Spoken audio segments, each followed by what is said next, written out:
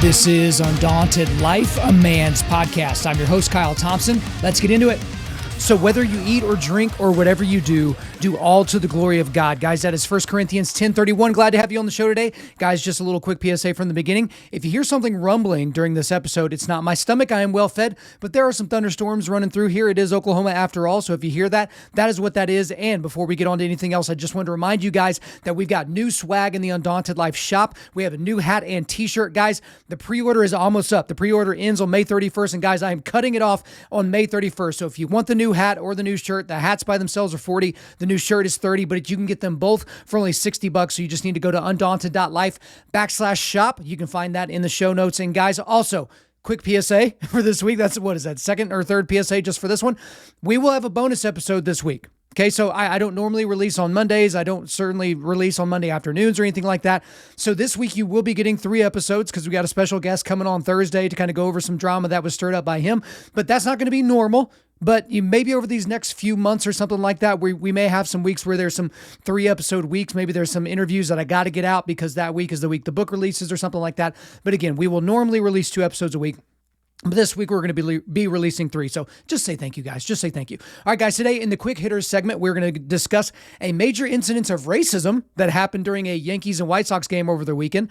Or did it? The Biden administration pausing their newly announced Disinformation Board, gas prices hitting a new record high in the United States, Border Patrol agents encountering the highest number of people on our southern border in over a century, and then Netflix telling their woke employees to grow up.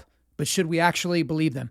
But today, we're going to be talking about the body positivity movement, or as it would be more accurately called, the fat positivity movement. Okay, and there are actually people that do call this movement, fat activism. Now, here's the deal. I've actually wanted to talk about this particular subject for a very long time. So if you go back to whenever I took off a little bit a time to, prepare for Squish coming into the world and all that, I had notes as to kind of some of the topics that I wanted to hit right when I came back, or maybe some stuff I was trying to sneak in right before I took my break. And I wrote this in the margins of my notes, and it's been sitting there for months and months and months. So really since the beginning of the year, I've wanted to talk about this.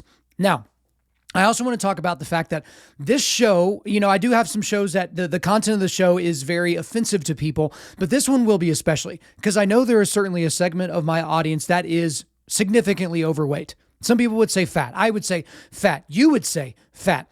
But the thing is people get very, very sensitive about their weight, and for good reason. I used to be fat back in the day whenever I was, a kid growing up in school, and then I kind of leaned out and started focusing on fitness and all those different things. So I get it. Like even to this day, I don't have the best body positivity that you could possibly have as an adult male living in the United States with all this stuff at my fingertips. But I will say to all of you guys that are thinking about skipping this episode, or maybe the title of the episode pissed you off or something like that, stay in the pocket. Stay in the pocket on this one. This isn't something that I'm just like pointing at people, trying to shame them for shame's purpose, and we'll get more into shame here in a second. But guys, the temptation will be to just shut this out and kind of move on with your life. Please do not do that. But the reason why I'm kind of doing this right now and releasing it earlier than I was expecting was because of the latest Jordan Peterson controversy. This guy's always stepping in something, or, there's some sort of ginned up controversy. But recently, Sports Illustrated magazine, they released their latest installment of their softcore porn issue, which is, their swimsuit issue. But historically, SI, since, they're primarily a magazine that focuses on, the exploits of the world's best athletes, they show the athletic human form prominently in the magazine. Because if you're covering sports, that's what you have to do. And this is especially true in their swimsuit issue. Now, obviously, I have some major issues with the swimsuit issue. That's why, and even SI knows that the issue itself is problematic because they will allow you to get a subscription without that issue being in there.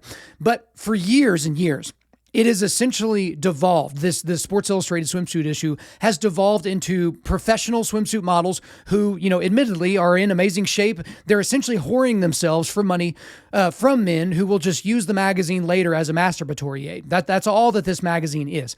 But now it's being used as a political cudgel to kind of beat people into submission. So SI decided to throw a curveball this year in particular. Okay. So as opposed to putting, a highly airbrushed but very typically big-breasted and in-shape bombshell on the cover, they decided to put a fat woman on the cover. Now, I don't know the history of this issue because I don't pay attention to the SI swimsuit issue. So I believe this is the first time they've put what they would call a plus size model on the cover. But here we are. We have this plus size fat woman that is on the cover of the SI swimsuit issue. Her name is Yumi Nu, if you care about that. But considering the track record of covers up to this point in history, this came as a shock to a lot of people. A lot of people were commenting about it on the internet, people that pay attention to this sort of thing. But this hit a lot of people's radar on May the 16th of this year when Jordan Peterson tweeted the picture of the SI cover with the following commentary: "Sorry, not beautiful, and no amount of authoritarian tolerance is going to change that."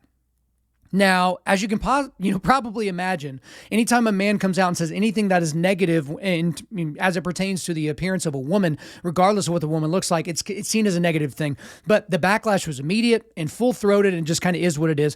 And, he kind of responded, Jordan Peterson responded to some of that criticism. He even responded to one particular guy on Twitter by saying this: "It's a conscious, progressive attempt to manipulate and retool the notion of beauty, reliant on the idiot philosophy that such preferences are learned and properly changed by those who know better, but don't let the facts stop you." And he actually linked to a couple of different articles that kind of talked about how, even babies will respond to more attractive faces in a more positive light, blah, blah, blah, blah, blah.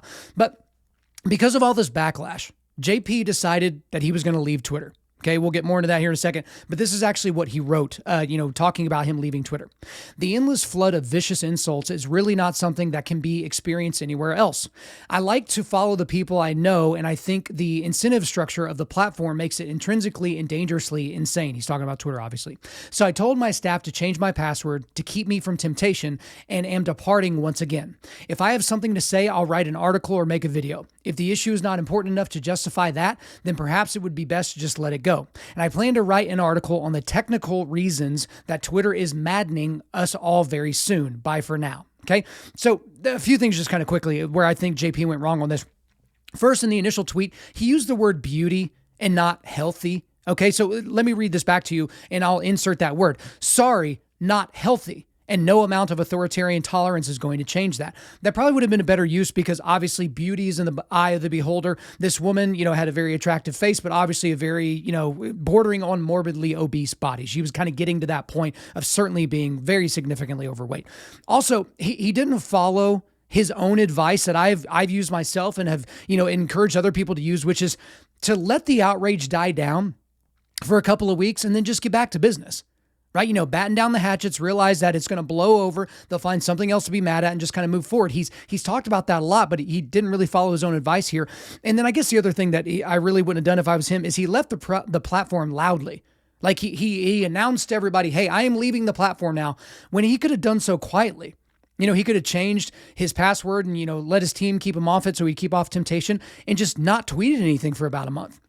And, there would be, a few thousand people that might be a little bit concerned or wondering why he wasn't posting live, but it really wouldn't have been that big of a deal. But here's the reality. Here's the reality about all this. Jordan Peterson was right. He was right. Again, he used the word beauty and not healthy, but I think we kind of know what he was trying to talk about. And he was right, and everybody knows it.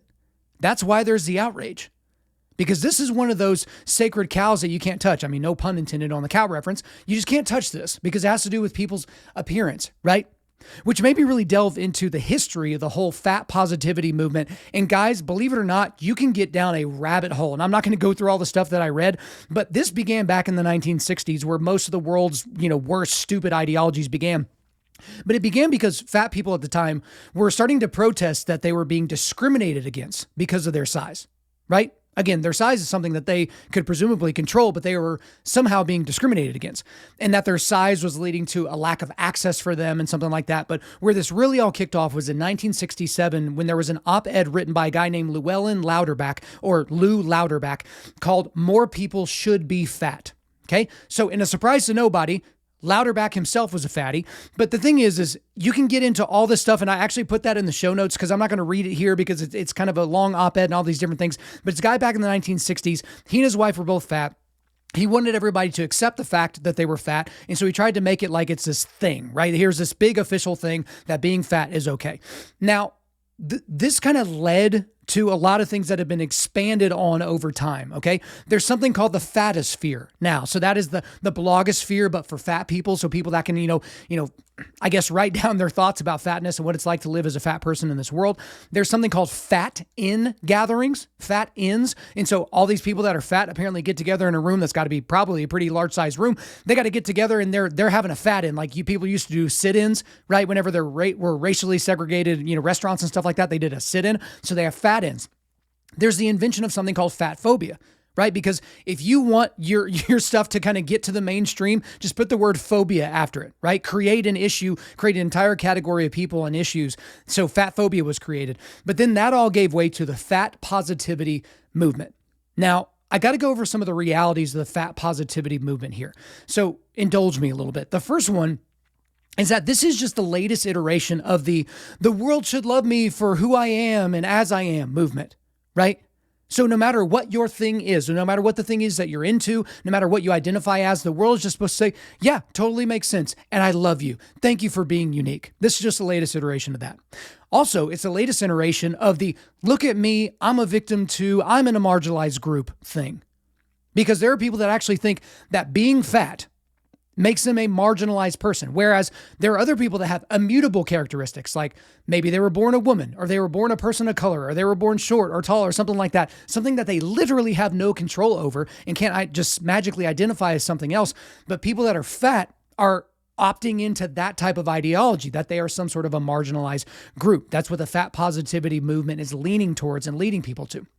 Also, this movement is causing fat people to look at themselves with pride and not shame, which is deadly. You have a lot of people that need to get their lives on track. They need to be moving more and eating less and taking care of themselves, but instead they're looking at themselves saying, not only is this okay, this is what beauty looks like. Look at TV commercials. You have, Adidas and all these the major sports entities. They're showing these incredibly overweight people, not like, hey, look, they're trying to aspirationally get to a smaller size to where they can be healthier in this world. It's like, no. This is the size they are. This is the size they're going to stay. And here's the stretchy pants they're wearing, right? You see these magazine covers. I think a couple of months ago, it was Cosmo had these magazines that said, this is healthy. And it had these very obese women on the cover wearing like yoga pants doing, some sort of a stretch or something like that. But the thing is people don't like to use shame anymore. And I think shame is one of the best, if not one of the most appropriate motivators for somebody. Because what keeps me from sitting on the couch and getting fat, what keeps me from eating some of the food that I want to eat at the times I want to eat it, is the potential shame of being back to the size I was back in the day. When I was a kid, whenever, I would have people literally walk up and grab my little man tits, right? I mean, yeah, I was bullied and all those different things, but part of that is I brought it on myself, and my parents brought it on me because of the stuff they fed me, right? But the thing is shame is a tremendous motivator. Why do you not do some of the things that you want to do in life that would be hurtful to you or people in your life? Because you're trying to avoid future shame. Future stick, everyone talks about carrot, but you're avoiding future stick. But this whole movement is causing people that look the way that they do to just ignore that and say, this is me and I'm beautiful and it's awesome. Don't you think I'm awesome too? Another thing that this movement has done is it has successfully somehow rebranded common concern and interventions as fat shaming. And you don't want to blank shame. You don't want to slut shame. You don't want to race shame. You don't want to fat shame. But if you were to show concern to a friend, which I've done with friends in my life before, right? I think I've talked about that on the show here before. I can't remember the exact context. But there are people that are overweight where even their families would come to me because they know I have an influence on these people. And they're like, please, can you talk to, such and such and so. I'm really concerned about them. They've gained so much weight over the last year. They're so young. I don't want them to die early of a heart attack. I want them to, keep being my brother and keep being, a father to the kids and keep being the cousin or whatever the situation is for that person. But if you do any of those things now, if you take a friend aside and say, hey, brother, you've gained a lot of weight over the last 6 months to a year. You're not exercising anymore. I see some of the stuff that you eat. This is very, very dangerous for you. And brother, I love you. You can't do this anymore. That's fat shaming. You can't do that. Because what could possibly be worse than hurting someone's feelings? Now, never mind the fact that their blood type is brown gravy. We don't need to talk about that. We don't need to talk about the fact that they're going to go to an early grave because of decisions that they're making. We just want to make sure that they don't feel bad. That's something that this movement has done. Also, this movement is breeding fat people. When we literally, guys, we literally live in the easiest time in human history to be in elite shape, okay? Because here's the thing. People used to be in shape back in the day just because they existed, right? There wasn't a whole lot of food around. There certainly wasn't food that was made in a factory. And they actually worked using their bodies, right? They were keeping up the village, or, going off and hunting or fighting or something like that. So they were just skinny. They were just in shape. They were just as healthy as they could be, but they looked healthy, right? Because they were smaller. But now we live in a world where there are amazing supplements. There are super diet plans. You could even get your blood or your, genetic code or whatever sent off to some lab somewhere, and they'll send you a rundown of the foods you should avoid because they're bad for your genetics, and foods that you should, go towards because of your genetics. You can get that done. There's free exercise programs everywhere. Every time somebody asks me to make an exercise program for them, I'm like, dude, seriously, just go to YouTube and type in whatever, like HIIT workout or running workout or heavy bag workout. There's so many free things out there for you. There's nothing keeping you from any of these things. And again, guys, just think of what people that are quote unquote in shape look like in 2022. And then go back 50 years ago and look at what those people look like. I saw a picture the other day. It was like 5 or 6, strong men of the day. This was probably, close to 100 years ago or something like that. It was hilarious. These guys were not big at all. They may have been strong, but they didn't have these bulging muscles. They weren't super vascular. They didn't have veins popping out everywhere. They weren't tanned and shaved and all those different things. Being in shape 100 years ago is way different than it is today. And yet, we still have this overwhelming abundance, especially in the United States of America, of people that are morbidly obese. And not just according to BMI, because according to BMI, I weigh too much, but I mean people that are legitimately overweight. Okay? But I just kind of need to be clear about something here as we continue talking about this. Fat people are not a marginalized group. Fat phobia it's not a real thing, okay? Fat people are not healthy. And I know this all seems mean. It seems super judgmental, all those different things. But we need to stop trying to take care of people's feelings. People need to sit in this shame for a little bit if they're going to make that life change. How often do you make a life change just because you wake up one day and you're super inspired and you change your life for the next decade based on the feeling that you had when you woke up? No. These people need to understand that they're like that for a reason, because here is the hardest truth of them all, okay? Fat people are fat by choice. It is a choice to be the size that you are. Now, I will create one small caveat for people who have legitimate thyroid issues. And by legitimate thyroid issues, I mean there is such a problem with their thyroid and its functioning that no matter how much you take care of yourself, you will continue to gain weight. There are people out there like that. It's just a weird thing. It's just a crazy thing that these people have to deal with. It's really hard, and I hate that for them. But for the overwhelming majority, the rest of the population that is overweight, they are that way because they've chosen to be. Because when the choice was between watching Netflix or working out, they chose Netflix. When the choice was a sport that, will keep you trim as opposed to a sport that will kind of aid in your fatness, jiu-jitsu versus golf or something like that, that's what they chose. Whenever they could have eaten, the steak with a sweet potato and broccoli, they decided to eat a double quarter pounder, with 2 milkshakes and a bunch of fries. That's what they chose to do. And they've done it, and they've compounded it time after time after time. And I'm not talking about people that are big boned or genetically everyone in my family's big. Even with those people, if you were on a significant diet and exercise regimen, you're not going to look the way that you look now. And that's a hard truth that people need to understand, is that you're fat in America especially, and you are that because of a choice that you've made and because of a, combination of choices that you've made over time. I know that seems harsh, but now we need to go to what the Bible says about all this, okay? Because I'm not just kind of pulling this stuff out and, you're already in shape, so of course you'd say that. You're going to put yourself on the right side. Let's really dig down. So we need to talk about exercise, laziness, gluttony, self-control, all those different things. So let's start with exercise. So let's go to 1 Corinthians 6:19-20. Or do you not know that your body is a temple of the Holy Spirit within you, whom you have from God? You are not your own, for you were bought with a price. So glorify God in your body. Now, before everyone starts freaking out, all you theologians out there, Paul is mainly talking about sexual sin. You see that in the context of the things he's talking about in his first letter to the church in Corinth, okay? But since Christ died, right? And this is basic theology. I'm not going to go too deep here. But since Christ died, the Holy Spirit now dwells inside of our bodies. It used to dwell in the temple, the physical temple, a place, and now it dwells in a people, in us as individuals. Okay? And so this idea that we don't need to take care of our bodies is nonsense. I've heard people explain away fatness by using this scripture, albeit exegeting it very, very poorly. They're like, oh, it's really no big deal. Your body is what it is. You're going to get a new body anyway in heaven, so why do we care about this one? And it's funny, everybody that makes an argument like that is fat. You don't see anybody that spends a lot of time taking care of themselves arguing for it in that way. Also, I talk about, the first four chapters of the book of Nehemiah. It's some of my favorite parts of the entire Bible, but, just kind of bring us up to speed. Nehemiah is going back to Jerusalem to rebuild the walls. He convinces everybody, he kind of becomes a politician, gets everybody fired up to rebuild the walls of Jerusalem, right?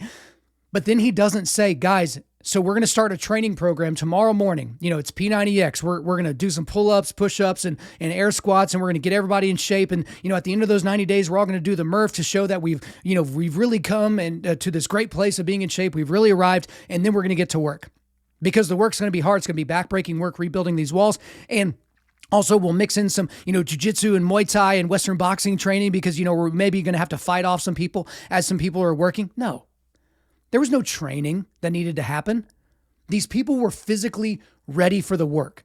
And so as I describe a lot of times, if God required something of you that made you have to get out of your comfort zone and do something physically so that he could have his glory be brought to a particular people group or to a situation, are you ready for that? If it requires walking for a long ways or, working very, very in difficult circumstances using your body, are you ready for that? Because most of you, you're not. Because you have not honored God with your body for decades at this point. Now we need to talk also about laziness. So let's go to Proverbs 6, verses 9 through 11. How long will you lie there, O sluggard? And when will you arise from your sleep? A little sleep, a little slumber, a little folding of the hands to rest, and poverty will come upon you like a robber, and want like an armed man. Now, I could have picked one of like a dozen different proverbs that talked about laziness and slothfulness and being a sluggard, great word. But this overall idea of laziness is not a positive thing. Like you don't hear laziness talked about in the Bible as this great thing that we should all aspire to. There's talk of rest. There's talk of sleep. There's talk of those things. But whenever you are able-bodied and able-minded, and yet you choose with your able mind not to work, that is a major, major problem. We see that throughout the Bible, certainly in the Proverbs. Now we need to talk about the sin of gluttony. So let's go to Proverbs 23, verses 20 and 21. Be not among drunkards or among gluttonous eaters of meat, for the drunkard and the glutton will come to poverty, and slumber will clothe them with rags. So here's the reality of this as well. Gluttony is a big deal, and that goes for everybody. So even if you're somebody that's in shape, and there's a thunder for you guys, there it is. I told you. It's not your stomach. Perfect timing for the thunder, though. But the gluttony is something that applies to everybody. But again, since most people are fat by choice, gluttony becomes a lifestyle. Every meal is gorging yourself. Or you spread out your meals and you're gorging yourself over a span of one waking day, right? But it's sinful to act in that way. And the last thing that I guess we can talk about on this is just having self-control overall. Okay, let's go back to 1 Corinthians, but let's go 9 verses 20 through 27, 24 through 27 rather. So 1 Corinthians 9, 24 through 27. Do you not know that in a race all the runners run, but only one receives the prize? So run that you may obtain it. Every athlete exercises self-control in all things. They do it to receive a perishable wreath, but we an imperishable. So I do not run aimlessly. I do not box as one beating the air, but I discipline my body and keep it under control, lest after preaching to others, I myself should be disqualified. And then guys, we'll go to Galatians 5, 22 and 23 here. But the fruit of the Spirit is love, joy, peace, patience, kindness, goodness, faithfulness, gentleness, self-control. Against such things there is no law. So self-control is a very, very big thing here. It's something that we need to make sure that we are controlling ourselves. So if you are eating too much, it is sinful to keep doing that because you are not showing self-control. If you are not exercising your body, if you are not staying in shape, You are controlling yourself to the detriment of your body. You're saying, no, I'm just going to stay in. I'm going to take another year off to rest or something like that. Having self-control is very, very important to all of this. Now, quick sidebar before I kind of bring all this home. There are obviously risks associated with focusing on your body too much, with focusing on exercise and dieting too much, because like anything else, too much of a God-given good thing can be sinful, okay? You can make being in shape an idol. It can certainly become an idol. I would say I probably lean towards that if I'm being honest. Like I'm making an idol of looking a certain way or being able to perform in a certain way. But also you can easily become covetous of someone else's body or performance, right? Like, oh, look how tall that person is. Or, man, his abs look amazing. Or my calves aren't that big. Man, I can't believe he can deadlift that much. Wait, he does how many pull-ups in a week? You can always get to that point. So you obviously have to, focus on that and make sure that you're aware of that. But I do want to go back to the scripture that I said from the beginning of the podcast. It's 1 Corinthians 10, verse 31.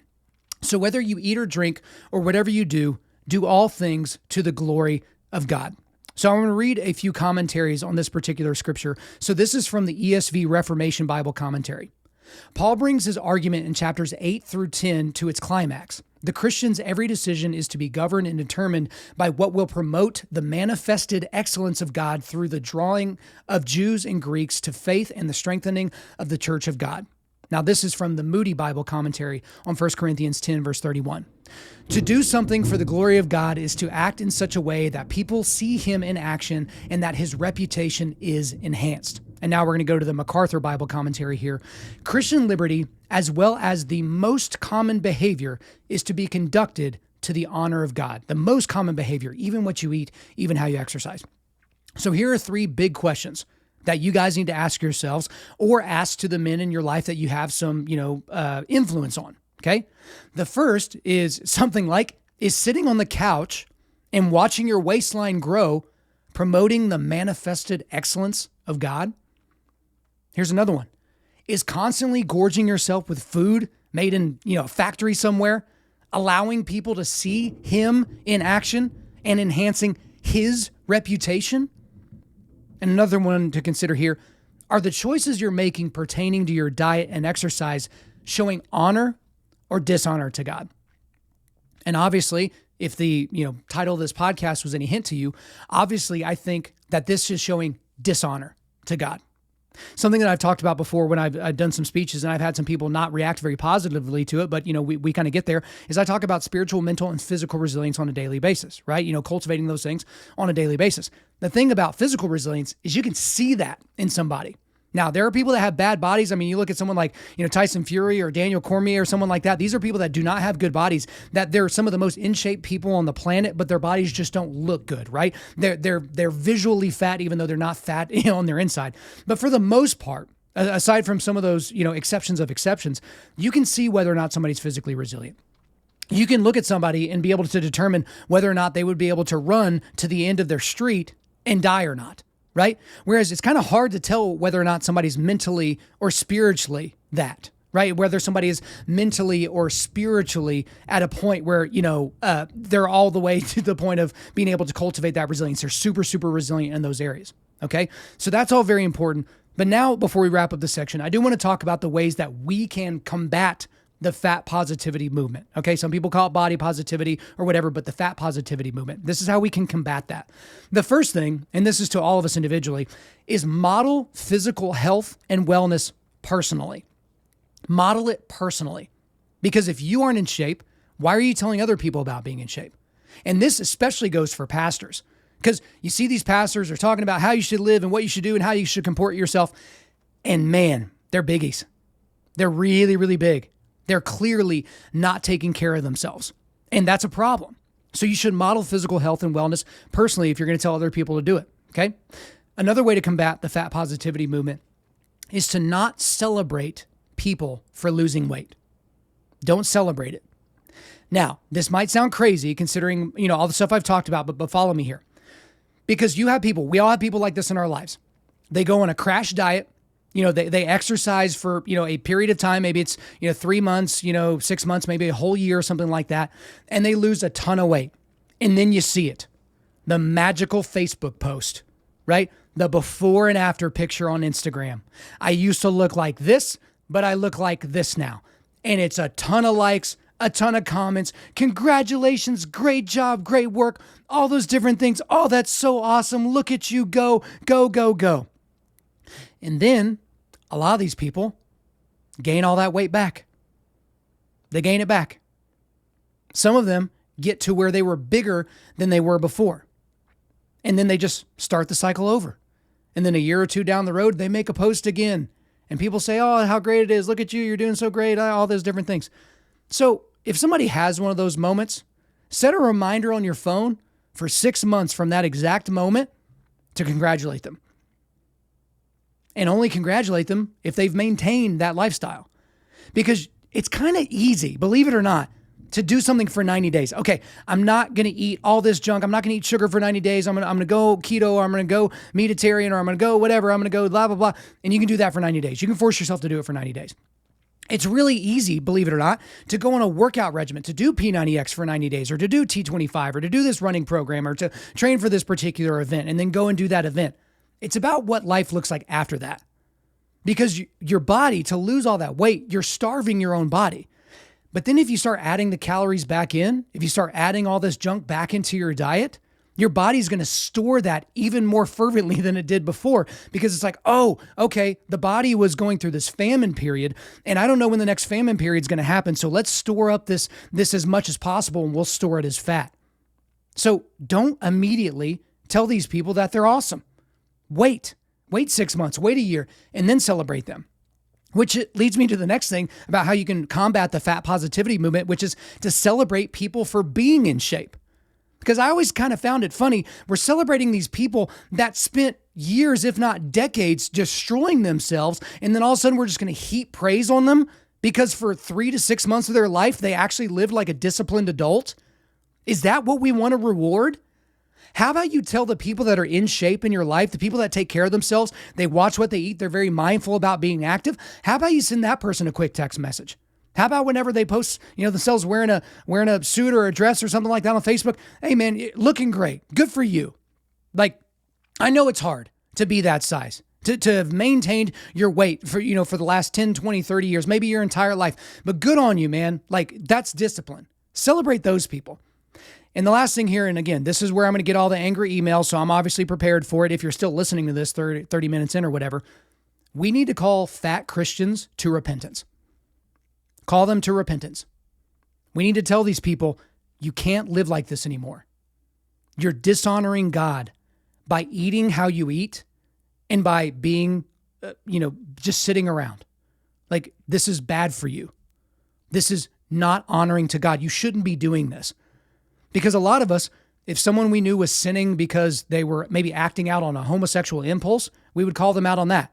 Or maybe somebody's cheating on their taxes, or they're having an affair, or they're having any of these other varsity sins that we consider to be varsity sins.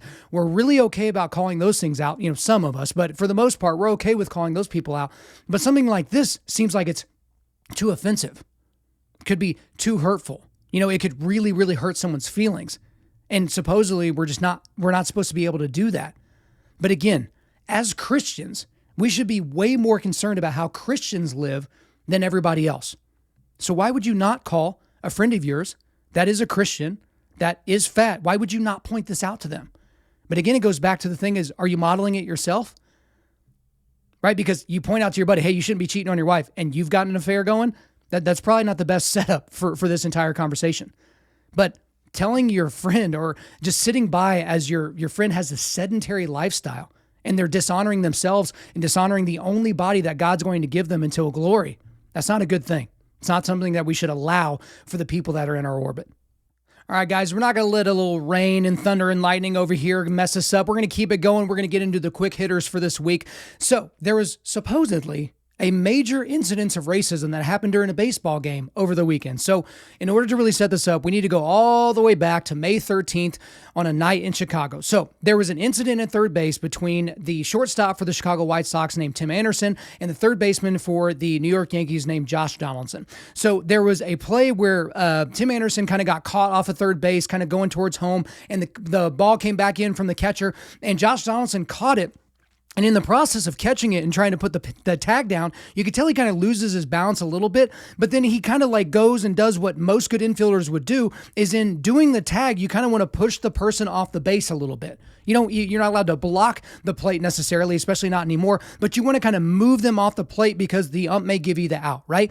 So he pushes Tim Anderson a little bit as he's, kind of trying to make the play. Tim Anderson takes exception to that. He gets up and he pushes, Josh Donaldson, and they kind of have some words, and Tim Anderson pretends he's a tough guy and he's going to fight because obviously there's people in between them, and that should have been it, right?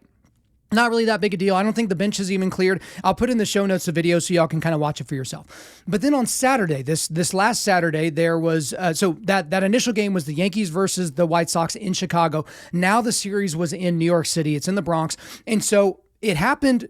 So I'll set it up this way. So it was at the end of the inning. You have Tim Anderson coming off the field. Josh Donaldson had just rounded second. There was the last play. I think there was an out at first base or something like that. And these two cross paths again, Tim Anderson and Josh Donaldson. And Tim Anderson said something to Josh Donaldson. I haven't been able to figure out what it was, but he said something to Josh Donaldson. And then Josh Donaldson said the comment. This is the comment that has made its way all the way around the sports world since Saturday.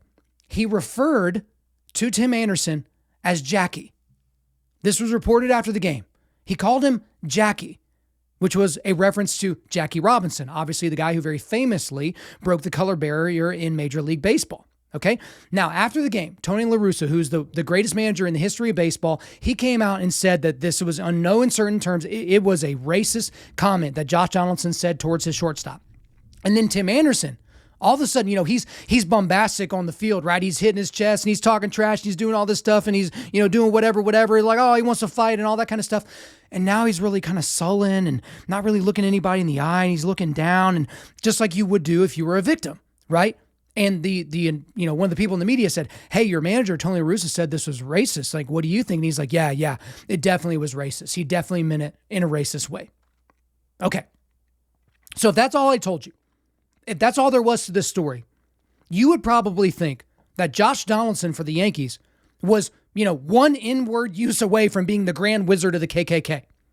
But hold the presses. There's a little article from Sports Illustrated, second shout out to Sports Illustrated this podcast, a little article from 2019 that is throwing a big wrench into all this narrative about racism. To anyone who's actually paying attention and cares about intellectual honesty. So this is from the article in 2019. This is Tim Anderson talking about himself. I kind of feel like today's Jackie Robinson, he says.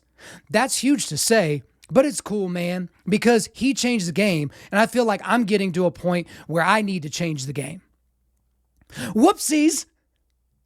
Apparently, Tim Anderson, hilariously, thinks of himself as a modern-day Jackie Robinson. Now, Tim Anderson is a good player. He's a fine player. I think he won the batting title at one point. He's gotten some votes for MVP before.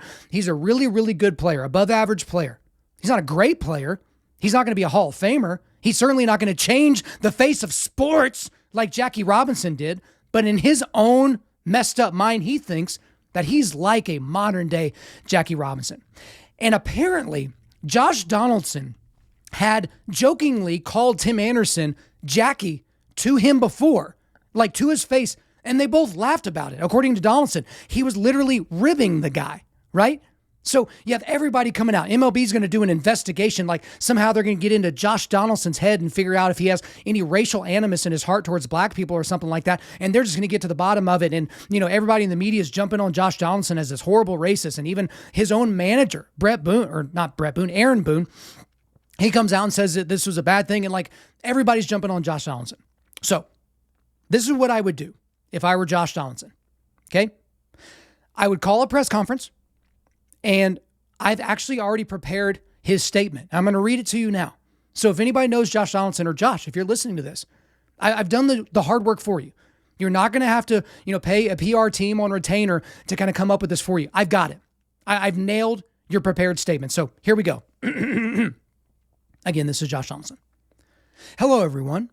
As you have likely heard by now, it is being reported that I made a racist remark directed at Tim Anderson this weekend when we played against the Chicago White Sox. As I was leaving the field, Tim decided to talk a little trash to me, and I responded by calling him Jackie, a name I had used before with him to lovingly poke fun at the fact that he referred to himself as today's Jackie Robinson in an interview with Sports Illustrated in 2019. Yet, after the game, when asked about the comment by the media, he clearly suffered a bout of temporary amnesia and completely forgot that he had previously said that about himself. If not a bout of temporary amnesia, the actual reason for his confusing comments is that he feels that it is now advantageous in our current culture to be a victim. Being a supposed victim could earn him a multi-million-dollar contract after his playing days are over, a la social justice hero Colin Kaepernick. It obviously pays to be a victim, so why not take advantage? This is not a real story. The foundations of the supposed racist incident are non-existent. I reject this story entirely. So, to the media members that have been pushing this false narrative, to the White Sox manager, Tony La Russa, to the entire White Sox organization, and especially to Tim Anderson, here is my final statement. Spread your feet, bend over, grab this fake outrage, and shove it straight into your rectum. That's the statement. And then what he should do, and hopefully it's one of those things where there's like 40 microphones in front of him, he should grab each individual microphone and just drop it on the ground. Grab another one, drop it on the ground. Grab another, make it awkward. Like, take your time with it. Drop every single one on the ground, take no questions, flip the table over, and go back and do your job being a Major League Baseball player. This is not a real story. This is so unbelievably fake. And you can tell because the entities that are covering this, like ESPN or the New York Times or the Washington Post or anything like that, if they even mention the SI article from 2019, if they even do, which a lot of them don't, it's way down in the story. Okay? Because that is the entire story. Because it's not going to make front page news or be trending on Twitter. Two baseball players share words as they talk trash. Like, that's not going to be anything. But this is some sort of like modern day lynching, right? And Tim Anderson, screw Tim Anderson for this. What is wrong with this guy? Like, he's been talking trash and bringing all this attention on himself his entire career. He's the one that called himself Jackie Robinson. Like, if I were Jackie Robinson's family, I'd be like, really? Tim Anderson? You want to maybe like, I don't know, win an MVP or two before you start talking like that? Can you be a little bit better than you are now before you compare yourself to one of the greatest athletes literally ever? Not just one of the most important athletes ever, but one of the greatest? Jackie Robinson was a legitimately great baseball player, a legitimate Hall of Famer. Like, but now we're all of a sudden supposed to just have you in the same conversation as him because you make it up, right? So this guy wants all the attention. He wants all the smoke until it's his opportunity to be a victim. This is not a real story. Like, Tim Anderson should absolutely be ashamed of himself. Everybody that's coming out and not defending Josh Donaldson should be ashamed of themselves. The Yankees players should be coming out right now and say, look, I know Josh Donaldson, all the players that used to play with him whenever he was on the Minnesota Twins last year or, all those years he played with the Blue Jays, they should be coming out in droves right now and saying he's not a racist person. Tim Anderson is a clown. Okay? And then that should be the end of this story. All right, next quick hitter here. The Biden administration pauses their newly announced Disinformation Board. So this is according to Taylor Lorenz at the Washington Post. And yes, that Taylor Lorenz, the one that docks the woman that runs the Libs of TikTok account, the one that is all of a sudden a professional victim as well. She said this: a pause of the Department of Homeland Security's newly created board comes after its head, Nina Jankowicz, was the victim of coordinated online attacks as the administration struggled to respond. So, according to Taylor Lorenz at the Washington Post, the story wasn't, hey, the United States government is putting together a disinformation board. No, it's not that. It's not, wow, the rollout was just as bad as just about everything else that comes out of the Biden administration. No.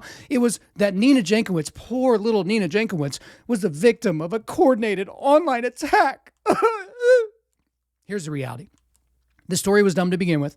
Like, it was terrifying whenever it came through, but it's not shocking that this kind of died on the vine, because just about everything that the Biden administration does dies on the vine because they're not a serious, administration. These are not serious people. These are people that really think they're smart because they hang out with other people that are smart, and then that's all they want to take care of. This is all they want to do. Okay? It is just a shocking thing to me that people are still looking at this administration as if it's something that can be turned around. That, things are rough right now. They've been rough for the first, 15 months, but I guess they'll turn it around. But here's the big takeaway from this story.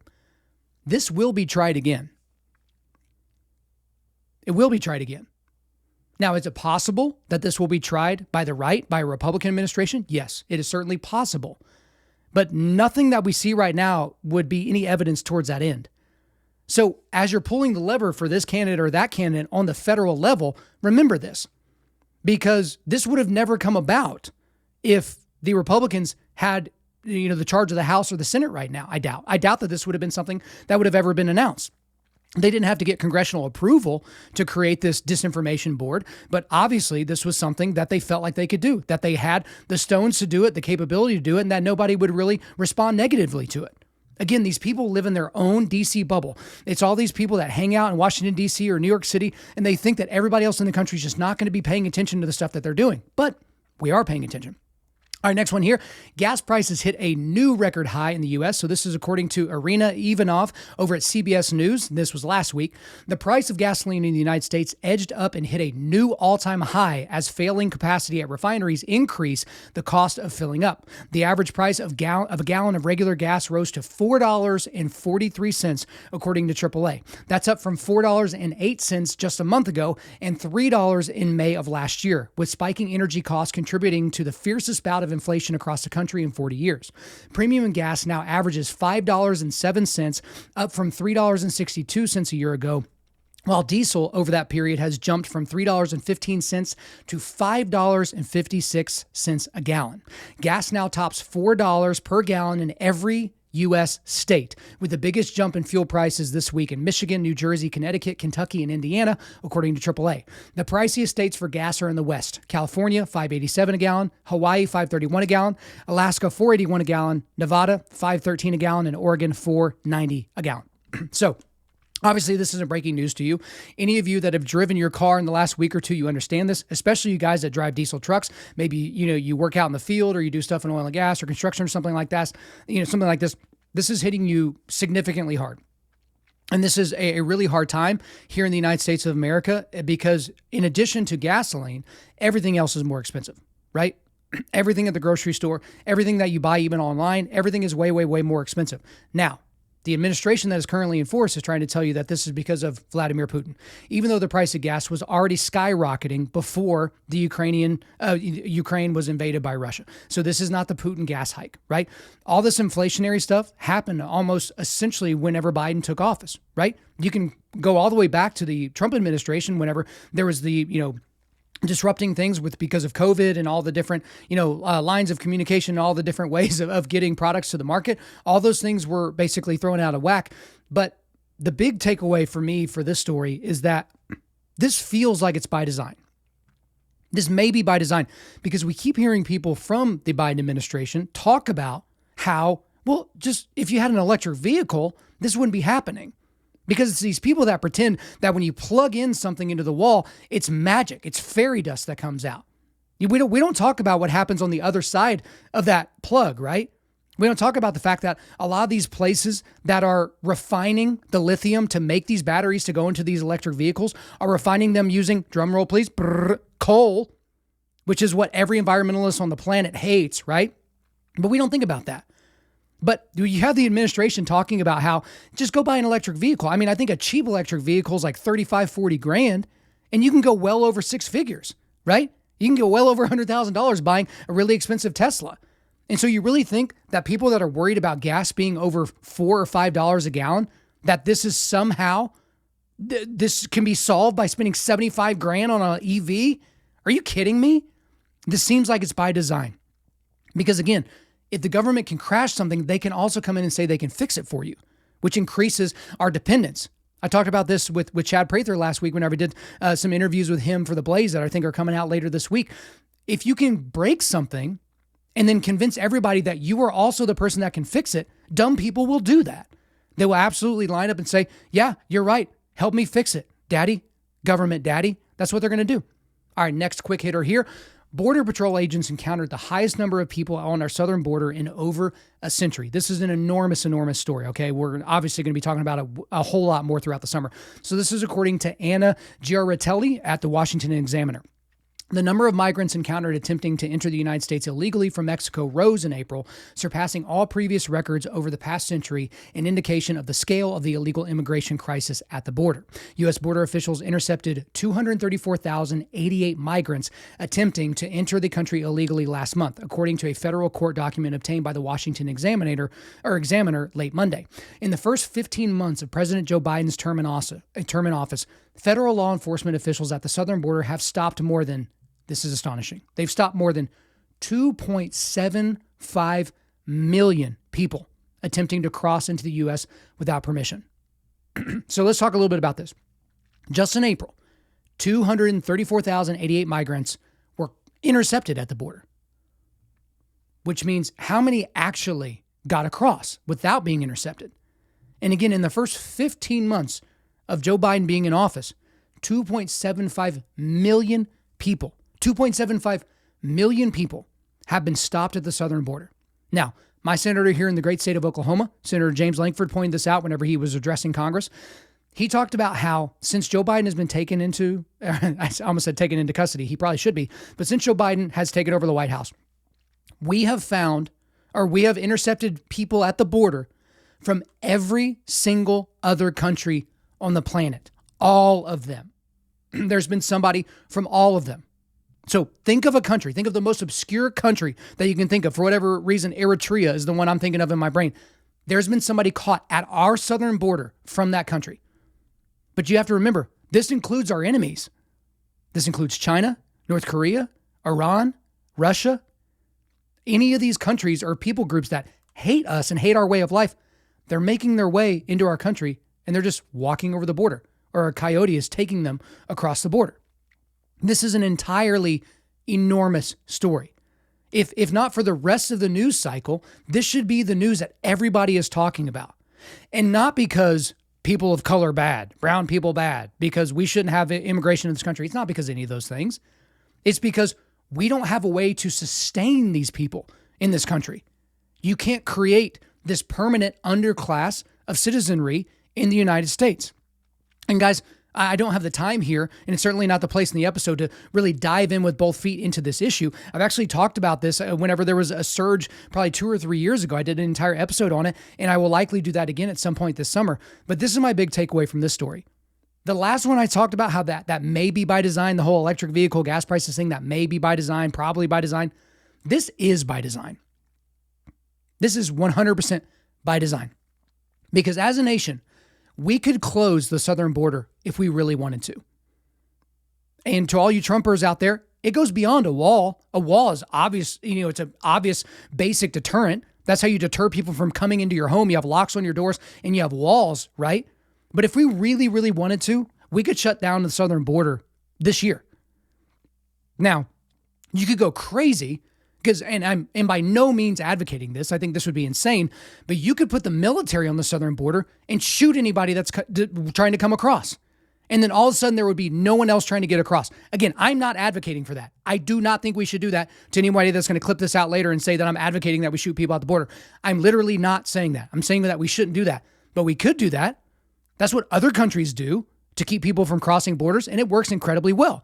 But since we are a country that was founded on Judeo-Christian ethics, because we do act as a country in a better moral way than most other countries on the planet, there are ways to take care of this where you can still humanely treat people that are actually trying to come to the ports of entry legally to get asylum. But the way that we're doing it now, the border is open because Joe Biden and his administration want it to be. Again, it seems like I'm dumping on Joe Biden with all these quick hitters, but it's so obvious. They want this to happen. And now everyone's talking about the great replacement theory and all these different things. And none of that super duper applies to all of this. But there is a reason. They're not just opening it up because, the overwhelming majority of Democrats just have the biggest hearts possible and they want as many people to share in their love that they could give. This is by design. They're trying to hurt the United States of America. Now, as a Christian, which we should all look at all these different things through a Christian lens, all throughout Scripture, we see, people that should take pity on the sojourner and take pity on these people and help these people. And I want us to be able to do that. But the best way of helping them is not by having it to where they're illegally coming across the border, risking their lives in order to do so. And then once they get here, they're like, okay, no big deal. Like, yes, you should be poor for the remainder of your life in this country because of some sort of altruism or something, right? This is a really, really big story, but we're going to get more into it later. So we're going to hit the last quick hitter here. Netflix tells their woke employees to grow up finally, but should we actually believe them? I'm not so sure. So according to Chris Inlow over at Blaze Media, Netflix is taking a hardline stance against woke employees who advocate for silencing artists whose content offends them. The news comes after Netflix disclosed a dismal business performance in the first quarter of 2022. The company, in fact, lost 200,000 subscribers between January and March, the first subscriber decline in more than a decade. The company had expected a net gain of 2.5 million subscribers over that time period. The streaming platform updated its famous corporate culture memo to include a section on artistic expression, Variety reported. The memo vows Netflix will not cancel artists even if Netflix employees find the content objectionable or harmful.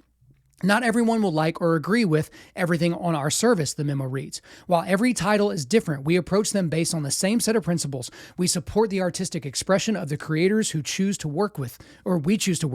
We program for a diversity of audiences and tastes, and we let viewers decide what's appropriate for them versus having Netflix censor specific artists or voices.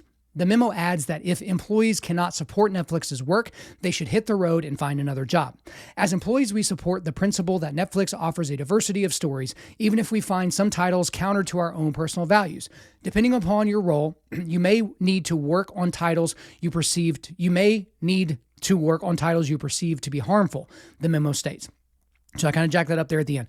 But Netflix is signaling that you might have to nut up and work on stuff that you think is harmful or that you don't agree with or that just doesn't agree with your sensibilities or it makes you sad or those types of things.